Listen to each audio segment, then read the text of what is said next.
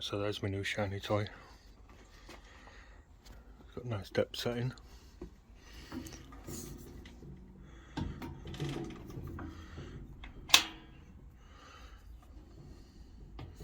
So I'll be setting that for my haunches. I'll pull the wheel out and it'll change the depth. I'm not going to change it because I've got it set up. And stops. Just go left and right. It's also got a fence here. It's a fence stop. Don't know whether I'll be using that just yet, but might come in useful one day. Looks like I'm not buying any new toys for a little while. So I hate having such a big credit card, but a shiny toy. Right, so I've got 4 pieces of 4x2. I was going to use the 3x2, but a bit skinny. Got a drawer in here. Detailed plan. I also take photographs of my measurements on site. Just get that out of the way. Put that carefully over there. What I'll do is find the 2 straightest, not twisted.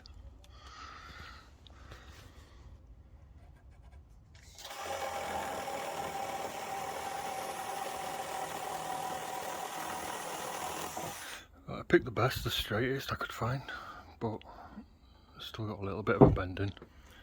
Right, so because this is going to be a pair of doors, that's one door, that's the other door. I want these 2 middle styles to, you know, at least follow each other. It doesn't matter if they've got a big bend in, but as long as the bend is, you know, the same on each one. Look a dog if one goes in and one goes out. So what I've done is I've balanced them on some timbers here. That tells me what the ends are doing, what sort of shape they are. And you see those 3, they're not bad. It's up a little bit there, but I know if I turn that one over it's worse. It's a little bit like this one, look. See how it kicks up? It's down at that end. You might think it's because it's balanced wrong, but it's not. It's bent. But if I turn it over,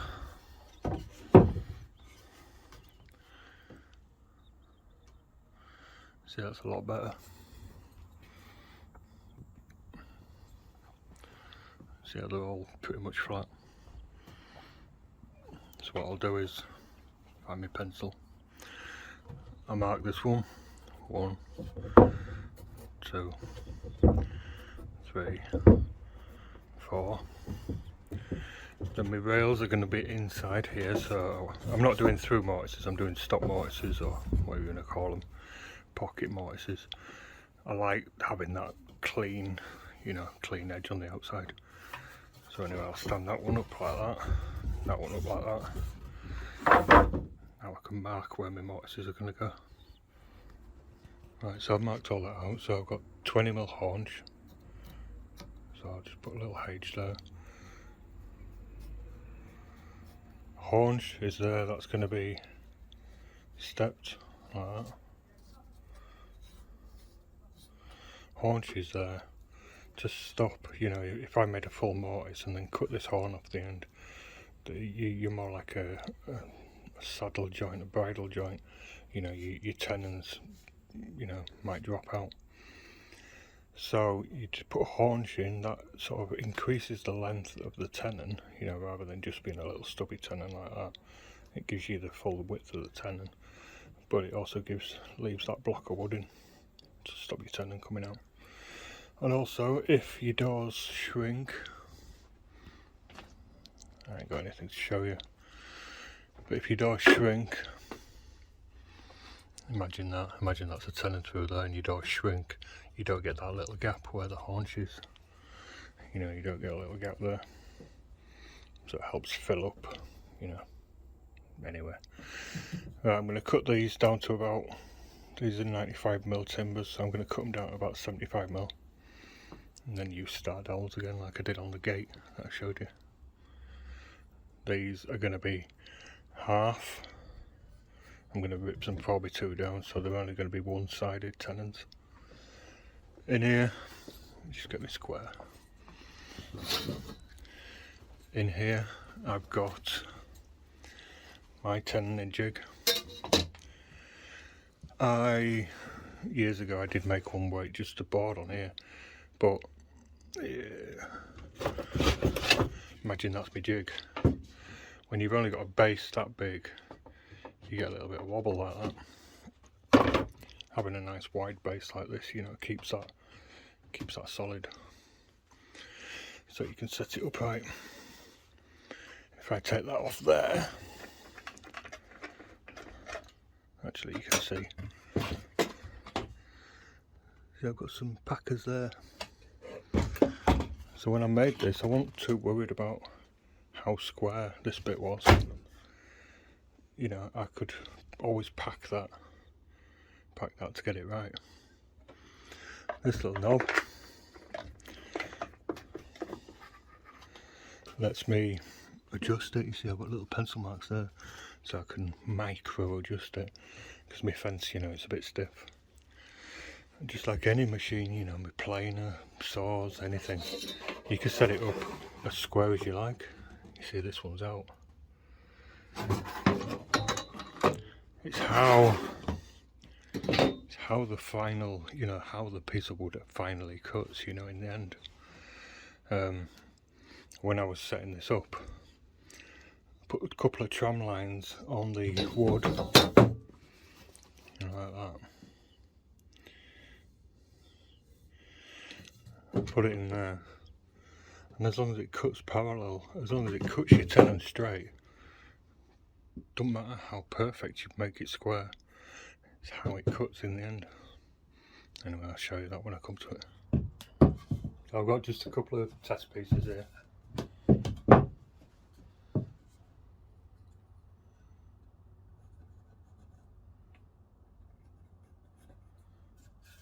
I'll set up my morticer first. Alright, so I've got a pencil line there, about 30mm. I'll set that first. I want that to be about there. This one. Down to there.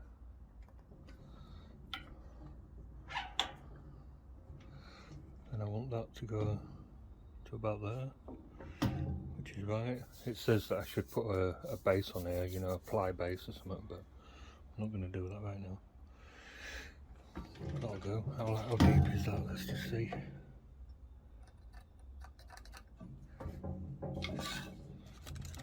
So that measures 70mm.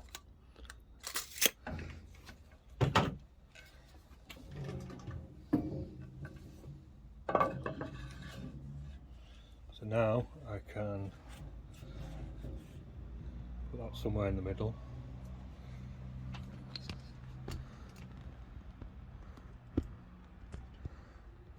And these stops, let's just clamp that down.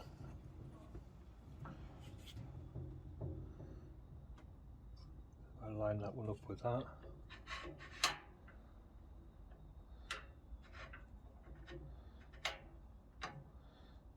Set that.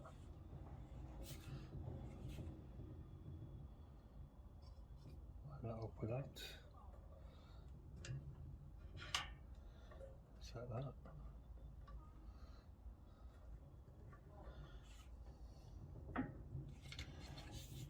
Right, so this one I'm just going to do a full depth. I'm not going to do the haunches, but I was taught to do this end first, then that end, or that end, then that end, then take out the middle, because there's always a little bit of drift of the chisel. So if you cut that one, then you're cutting it along, there's nothing to stop the chisel just drifting that way a little bit. So I'll do that one, and take out the rest. And I'll take it out, flip it around. I've already got this set up to the width that I want.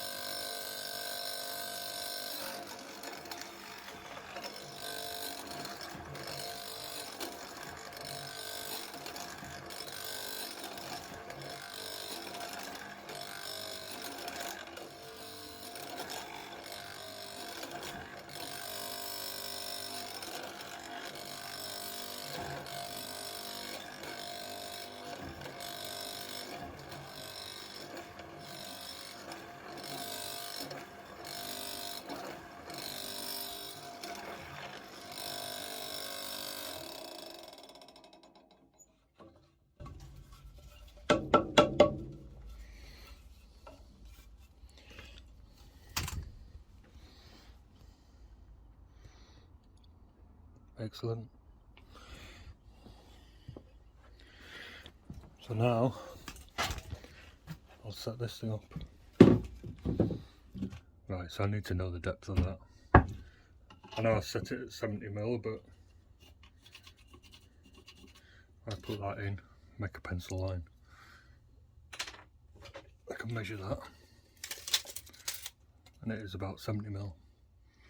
So I'm going to make me 10 and 65 so they're not touching bottom. I need to know that width.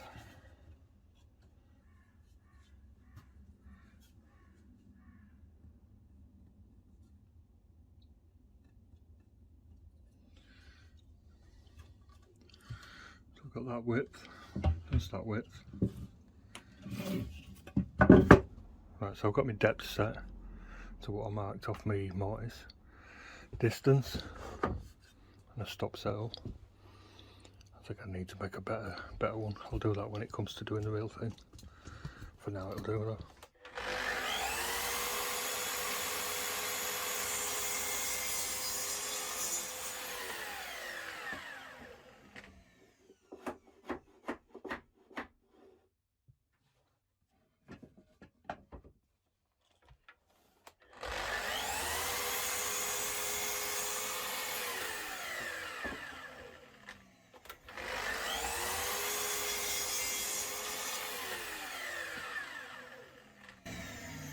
Right, so if I run these down here,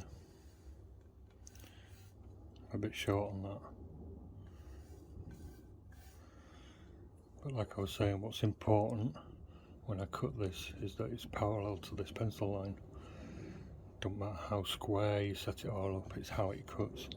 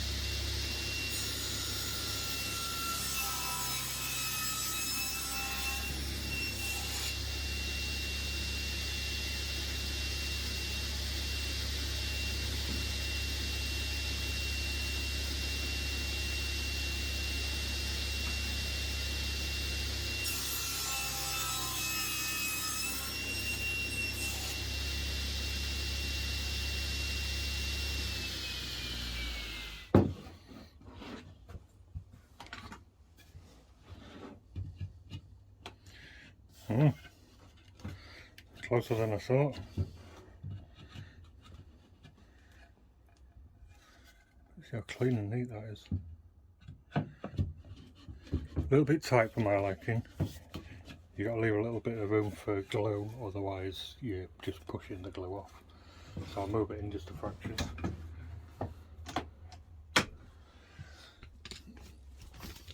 And that's where my little table comes in. See my pencil lines. Put another one on there.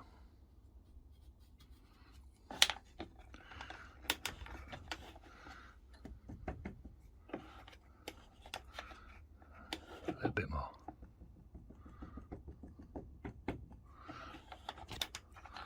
I'll recut that.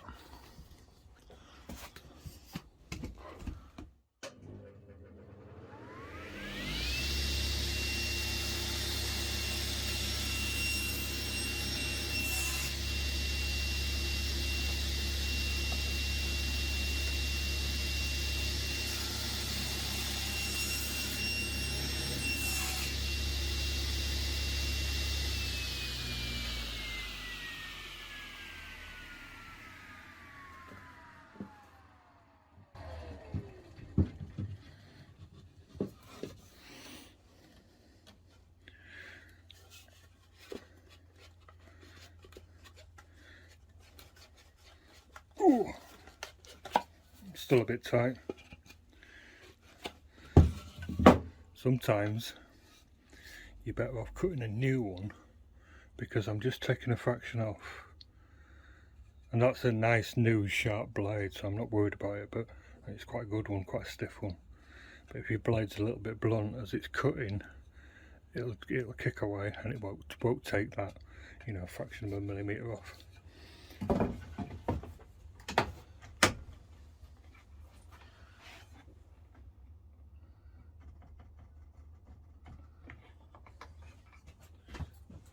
So basically what I'm saying is you're better off cutting a new tenon completely, because then it's got the cheek still to hold the blade straight up.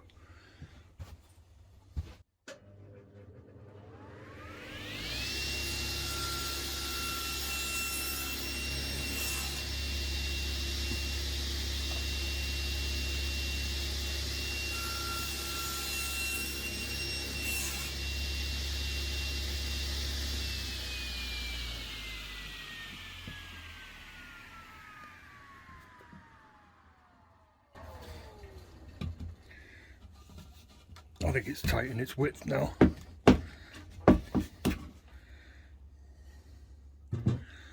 Just need to open this up a little bit more. So I'm going to open this up a little bit. Just need to put my chisel in. I'm up to my stop there. Clamp that down there. Yeah, that's about right. So I just need to move this over just by a little bit. Could be more accurate on posher doors, but these are just shed out there.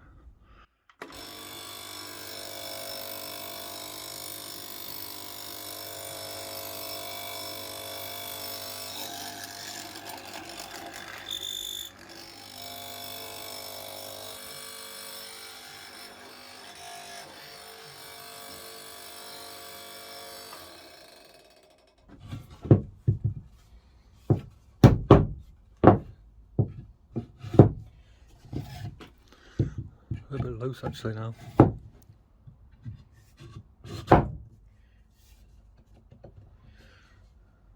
Right, so I just recut that tenon, made it a little bit fatter. Still a little bit of ply, enough room for the glue.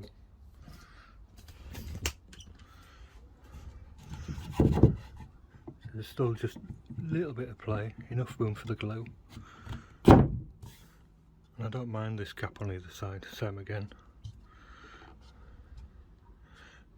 On a posh door I'd probably put a, you know, another shoulder on each end. Or on that one anyway, but for this it's fine. But these are what the test pieces are for. So now it's all set up, I can cut these. Just remember to put my haunches on the end there. I just had to move all that crap. I think this is going to have to live here. I ain't got anywhere to put it. But I mainly bought it because my little one over here, it hasn't got a, you know, a vise on the bottom, and it hasn't got the track. It works okay, but it's hard to get a, you know, an accurate cut, an accurate mortise. Right, and I bought this because on all my outside projects, you see, I've got my own gates to make. I like to put proper mortise and tenons. I did do some gates a little while ago where I put dominoes in, but they wanted it quick and cheap, and they're alright people, you know, so it was a bit of a test, but I don't like doing that. I've got my own patio doors to do. I've got a Summerhouse to build in a little while that will need some doors. And I've made loads of gates over the years, they've all had mortise and tenons, so just like on the job that I'm doing now with the shed. So it'll get used.